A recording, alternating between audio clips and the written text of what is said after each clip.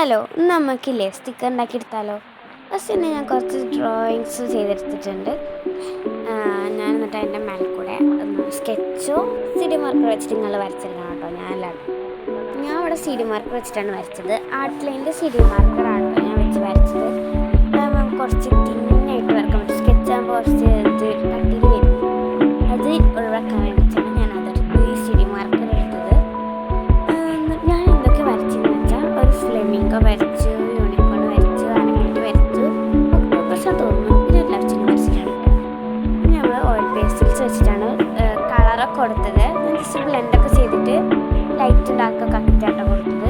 ഇനി നമ്മൾ കട്ട് ചെയ്തെടുക്കണം. ഇച്ചിരി പുറത്തൊക്കെ നിൽക്കുന്ന വൈറ്റ് പേപ്പർ പുറത്ത് വെക്കണം. എന്നിട്ട് അതിനനുസരിച്ച് നമുക്ക് കട്ട് ചെയ്തെടുക്കാം കേട്ടോ. എന്നിട്ട് ഞാൻ ഇപ്പോൾ എല്ലാം കട്ട് ചെയ്തെടുത്തിട്ടുണ്ട്. ഇനി നമുക്ക് സെല്ലോ ടേപ്പ് അതിൻ്റെ മേലെ ഒട്ടിക്കാം. സെല്ലോ ടേപ്പ് അതിൻ്റെ മേലെ ഒട്ടിച്ചിട്ട് ഞാൻ ഫുള്ള് ടേബിളിൻ്റെ മേലെ ഒട്ടിച്ച് വെച്ചിട്ടുണ്ട് കേട്ടോ.